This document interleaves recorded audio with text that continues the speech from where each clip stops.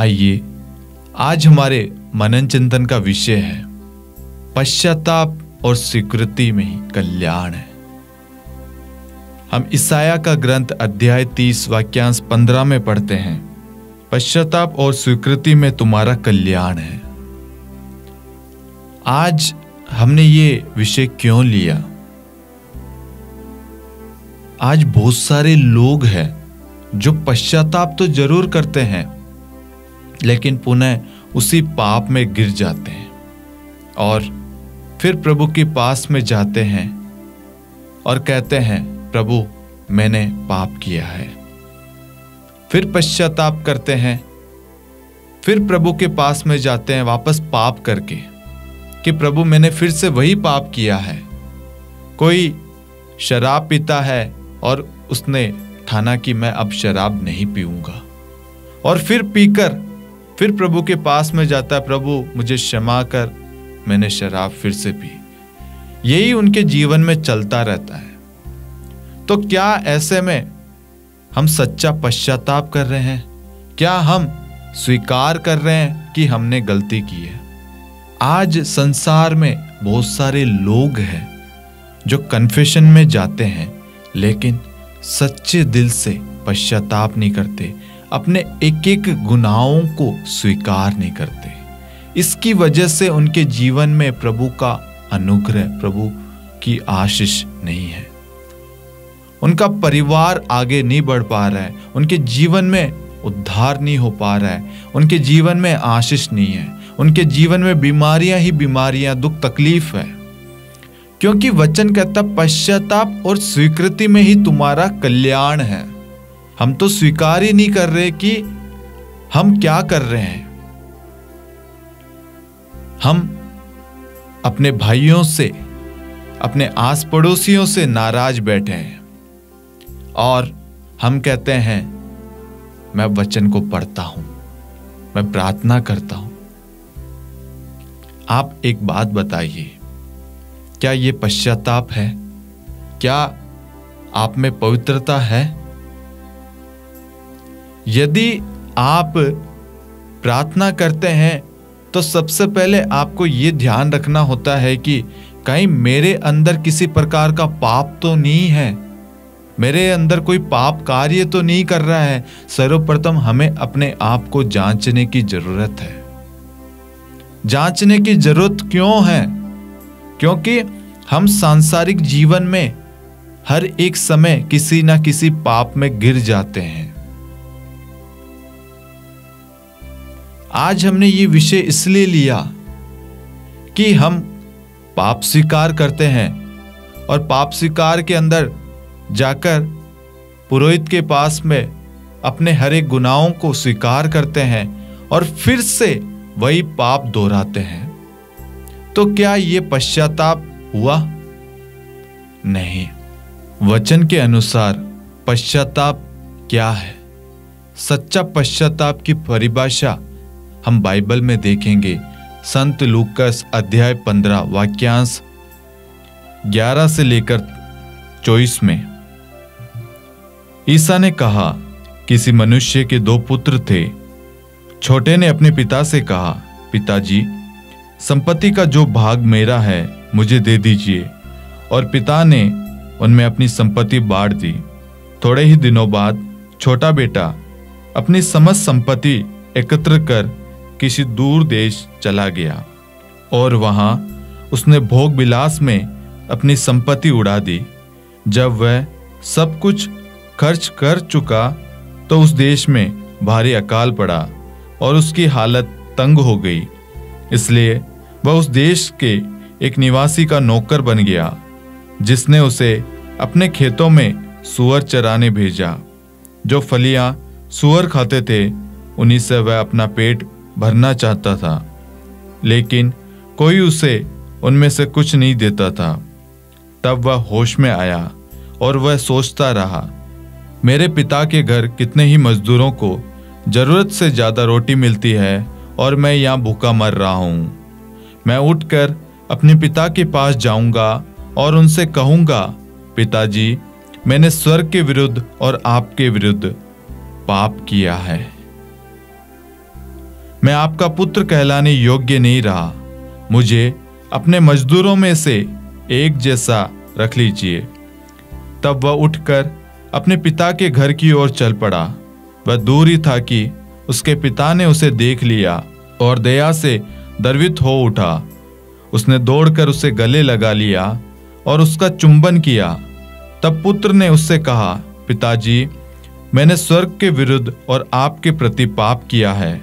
मैं आपका पुत्र कहलाने योग्य नहीं रहा। परंतु पिता ने अपने नौकरों से कहा, जल्दी अच्छे से अच्छे कपड़े लाकर इसको पहनाओ और इसकी उंगली में अंगूठी और इसके पैरों में जूते पहना दो। मोटा बछड़ा भी लाकर मारो, हम खाए और आनंद मनाएं, क्योंकि मेरा ये बेटा मर गया था और फिर जी गया है, ये खो गया था और फिर मिल गया है। और वे आनंद मनाने लगे। हम वचन में देखते हैं, उड़ाव पुत्र के बारे में आप सभी जानते हैं। वह 2 भाई थे। उसने कहा, पिताजी, मेरा बंटवारा कर दीजिए।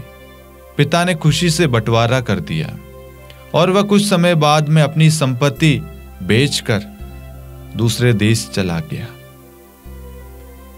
जब उसके पास में संपत्ति थी तो उसे एहसास नहीं हुआ कि वह क्या कर रहा है। कुछ समय बाद में वहां अकाल पड़ता है और अकाल से पहले वह सारी संपत्ति वहां पर शराब में, व्यभिचार में, गंदी संगति में वह उड़ा देता है।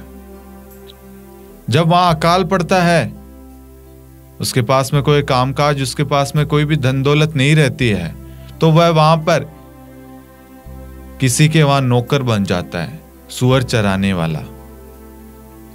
आप देखना, एक व्यक्ति कहां पे रहता था और कहां से वह पाप में गिरने की वजह से कहां आकर गिर गया। उसके वहां उसके पिता के घर में सब कुछ था, संपत्ति, धन दौलत सब कुछ थी, रहने के लिए घर था, नौकर चाकर सब कुछ है। लेकिन जब हमारे जीवन में पाप आता है, हम पाप के अधीन हो जाते हैं, तो हमारा सर्वनाश हो जाता है। हम गहरे खड्डे में गिर जाते हैं। हम यही देखते हैं, जब वह पाप में गिरा, एक दिन उसे अनुभव हुआ जब उसे खाने के लिए कुछ नहीं मिला।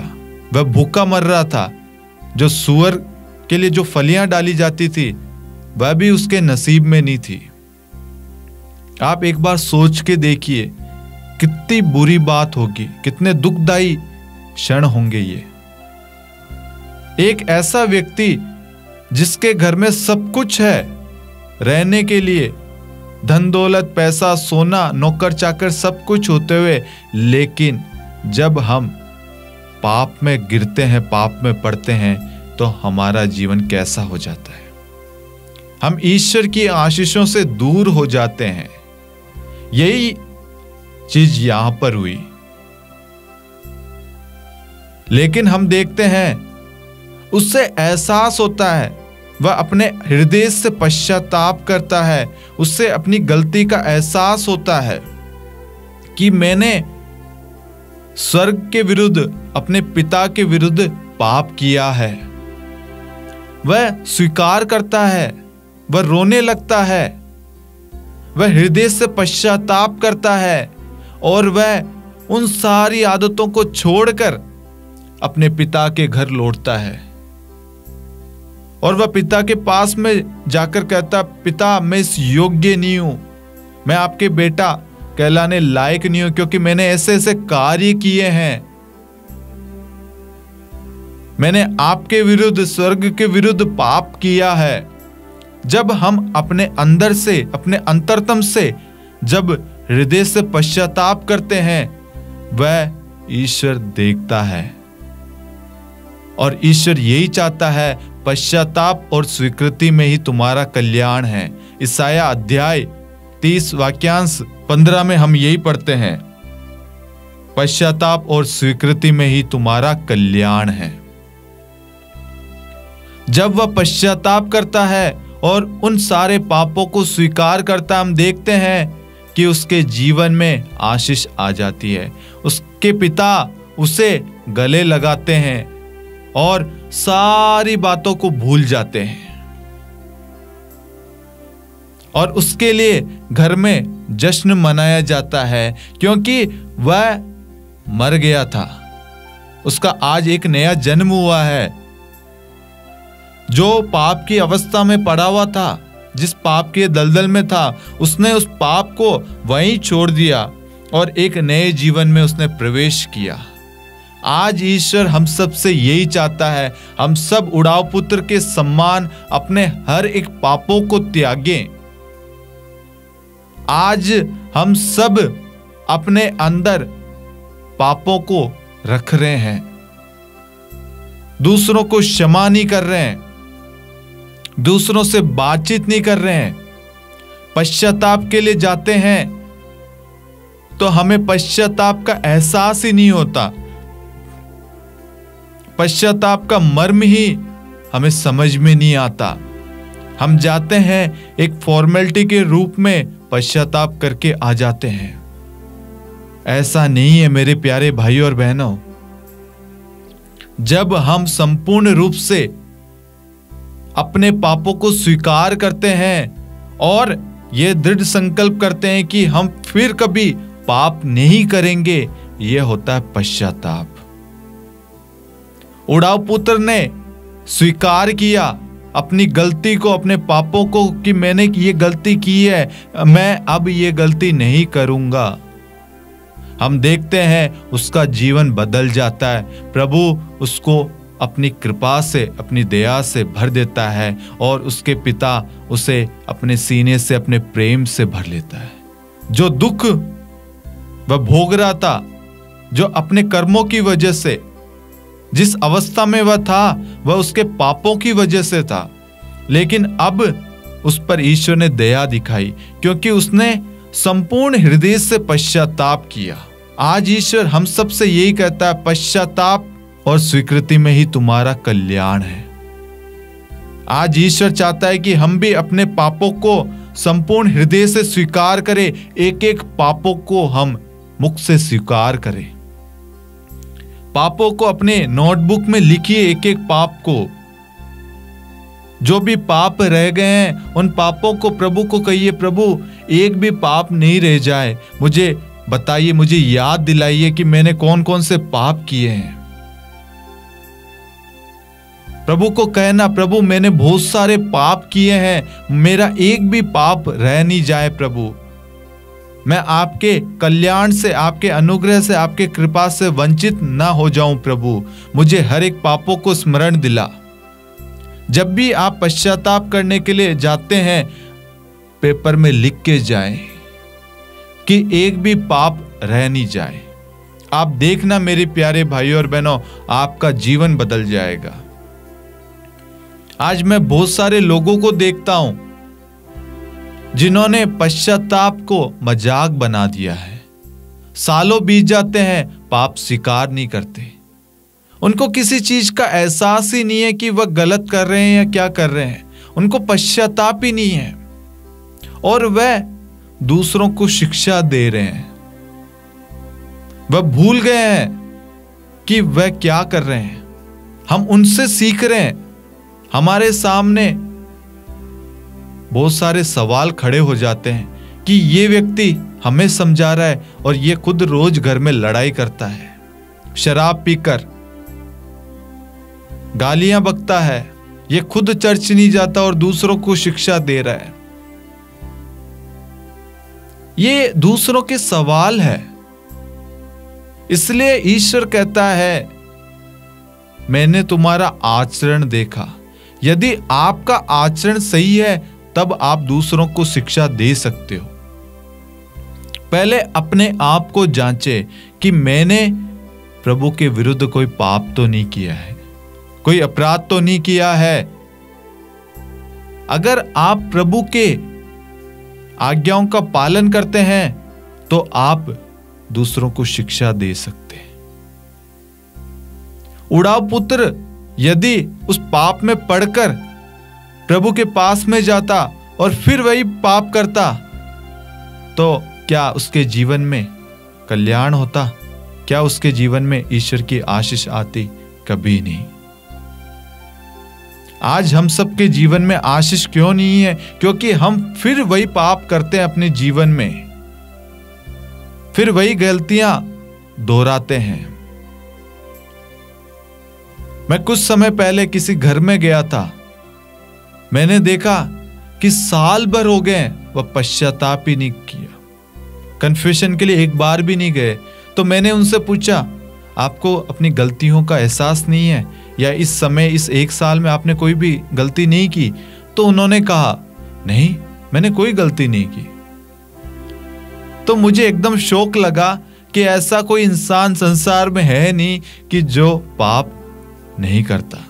हम अपने दैनिक जीवन में, सांसारिक जीवन में हर एक क्षण पाप करते हैं। जो अपने पापों को छिपाता है वह सबसे बड़ा पापी है। हम में से कोई भी निष्पाप नहीं है। हम पापिनी स्त्री के बारे में देखते हैं, लोग उसे मारने के लिए आते हैं पत्थर लेकर, लेकिन प्रभु कहता है तुम में से सबसे पहले वो पत्थर मारेगा जो निष्पाप है, जिसने कभी पाप नहीं किया। एक ने भी उसको पत्थर नहीं मारा, क्योंकि कोई भी नहीं है पूर्ण। हम सब अपूर्ण हैं, अपने आप को तैयार कर रहे हैं ताकि ईश्वर हम पर दया बरसाएं, दया दिखाएं, अपनी कृपा प्रकट करें। सबसे बड़ा झूठ हम अपने आप से बोल रहे हैं कि मैं पाप नहीं करता हूं। हम उड़ाऊ पुत्र से सीखे मेरे प्यारे भाइयों और बहनों,